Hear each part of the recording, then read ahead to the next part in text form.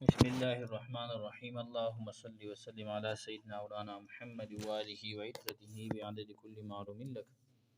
محترم دوستانو، د پیغمبر اسلام والسلام چې کله د دغه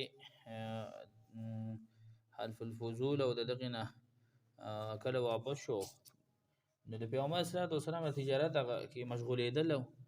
بیا د پیغمبر اسلام خطاب چې کوم دی د هغه د خطاب امین ورکړی شو، یعنی په مکه مکرمه کې د دنه زیات خیسته، د دنه زیات په گاونډي توپ کې خیسته، په اخلاقو کې خیسته، او د ټولو زیات نه صبر کون کې، رښتون کې، امانتدار او خصومت کې او شناس چې کوم دی فحشګو په خصومت او شناس چې کوم دی سره، یعنی بدو خبرې به نه کولې، د چا خصومت به نه کولو، د ټول نه زیات چې کوم دی سره د په اخلاق مترجه کې چې کوم دی هغه بهترو.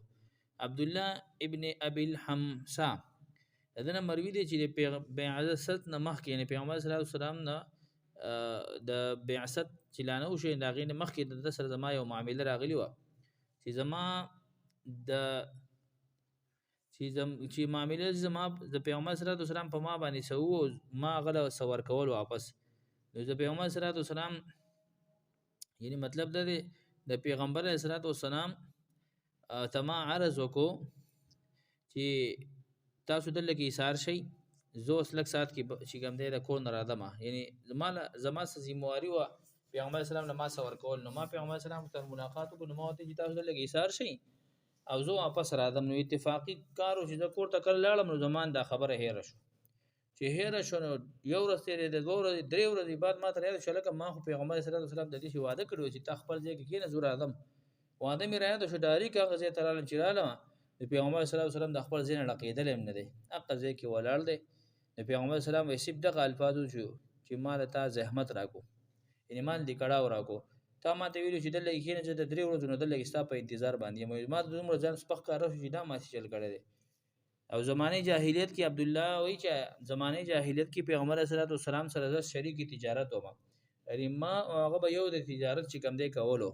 کله مدینه منورې ته به حاضر شوم، نو ما ته به دا وفرمایل عرض به ما ته وکړو چې ته سره چې کوم دی تجارت کوونکي ستا سره شراکت کې چې څومره تجارت کوونکي نو په هغې کې ټول نه غوره ته ماته یي، ته ښایسته چې کوم دی تجارت کوونکی شریکي ملګری او جګړه چې کوم دی چا سره نه کې. قیس بن صاحب فرمایي مخزومي چې زمانه جاهلیت کې زه د پیغمبر صلی الله علیه وسلم سره په تجارت کې شامل وم، یعنی ما هغه په تجارت یو ځای کولو، خو د پیغمبر اسلام نه زیات رښتونکي ما چرته نه دی لیدلی. او د پیغمبر اسلام داسې هستي وه چې چا سره به جنګ جګړه به یې نه کوله، چا سره چې کوم دی کنځل منځل به یې نه کول. د پیغمبر اسلام داسې و. پیغمبر صلی الله علیه وسلم یو پیره د حضرت حلیمه سعدیه چې کوم دی چې د هغې په بچپن کې د هغه بیزي به یې سره ولي، چې کله لوی شو جابر بن عبدالله نه روایت دی چې مقام ظاهران کې موږ د پیغمبر صلی الله علیه وسلم په خوا کې ناستو، موږ د پیغمبر اسلام سره توتان چې کوم دی شو کول. نو پیغمبر اسلام چې دا تور پکې وشو کوی دا چې به په ذایقې کې دا ډېر زیات ښایسته دي. نو موږ عرض وکړو چې پیغمبر اسلام آیا تاسو چې کوم دی بیزي سره ولیدي؟ پیغمبر اسلام وایي چې داسې یو نبي نه دی تېر شوی چې هغه بیزي چې کوم دی سره هغه نه یې سره ولي. او ما چې کوم دی ما په مکه مکرمه کې په یو څو قیراتو باندې ما چې کوم دی سره بیزي سره ولیدي. نو په دې کې بیا بعضې کسان دا کوي چې پیغمبر صلی الله علیه وسلم د ګډو بیزو د سرولو عوض اخیستی دی، نو دا نبي د شان نه خلاف دی.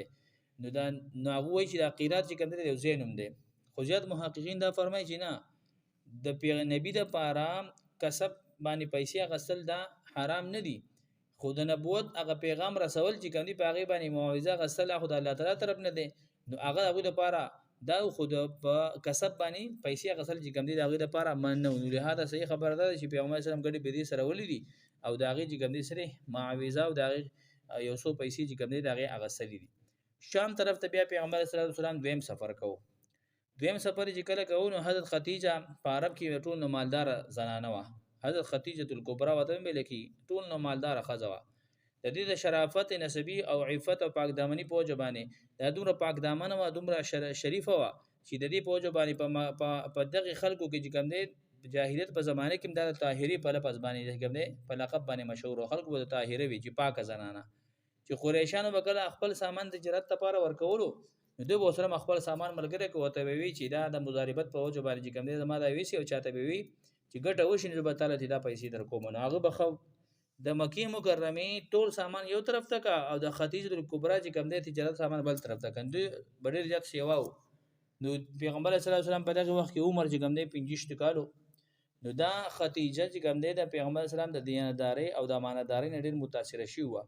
وی چې د یو کس ته هغه چې کوم دی خلکو له سودا وړي او خپ امانتداري باندې ګټه خلکو له واپس راوړي.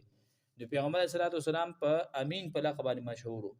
نو خدیجه ولګي د خپل غلام پسې ولګي چې پیغمبر اسلام ته وایا چې دې زله شام په تجارت لدی د به تعالی سستامانه تجارت ته پاتل کم دا به ویسي او چې تعالی نور سونه پیسې درکې دا غي نه دوچن د پیسې بدل زړه درکم خو زما سامان به ویسي تل کې تجارت د پیغمبر صلی الله علیه وسلم د خپل تر سره مشوره وکړه ابو طالب سره.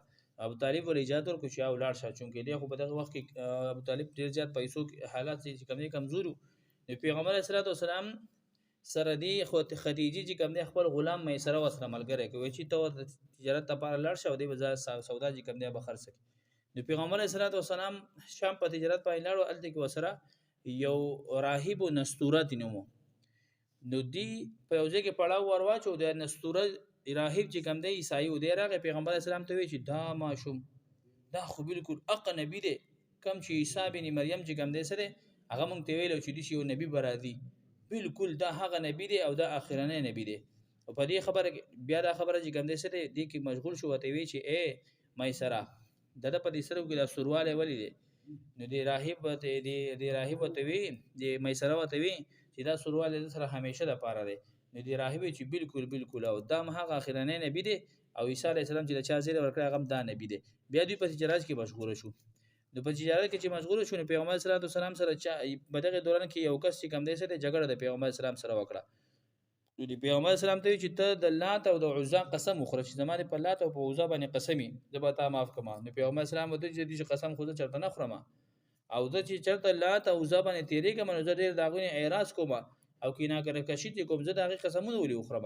هغه ستې بالکل ته خو رښتیا خبره کې تا چرته دروغ ویلم نه ستاسو خبره صحیح ده او ځکه چې ستاسو خبره ستاسو صفاتونه زمونږ علما چې کنه په خپل کتابونو کې کړی دي. مې سره وځ دا ټول حالات بیان ګوري.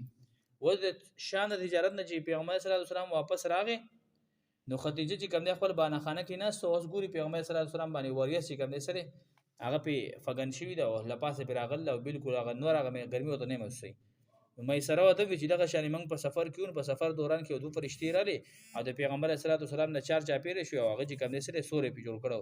دا پیغمبر خدیجه په خپلم د حالات ولیدل او نور زنانه ته چې راشي تاسو موږ پیغمبر سلام باندې هغه وریاس چې کوم سورې په کړی دی داسې په شان شوکت کې را روان دي. چې کله را ورسېدو نو خدیجه لې هغه کم فائدہ شي او تجارت هغه ول ورکړه.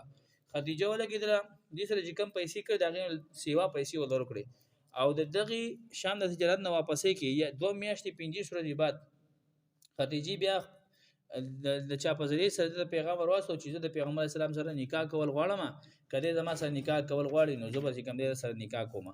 نو پیغمبر صلی الله علیه وسلم د ذکر دا حکم میلاو شو دا وته میلاو شو هغه خپل تر سره مشوره ک ابو طالب سره چې خدیجه ما سره نکاح کول غواړي. نو ابو طالب ته چې بالکل صحیح ده نکاح سره وکا. د ذکر پیغمبر صلی الله علیه وسلم سره د دې نکاح کېدل نو د خطبه د نکاح خطبه ابو طالب چې کنده په خپل ویلی و.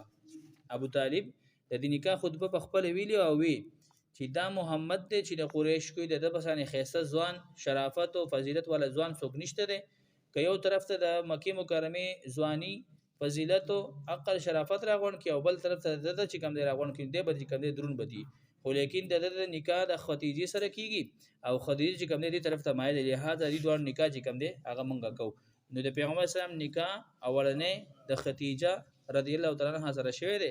په دغه وخت کې د پیغمبر اسلام عمر چې کم دی 15 کالو او د حضرت خدیجه عمر چې کم دی 40 کالو.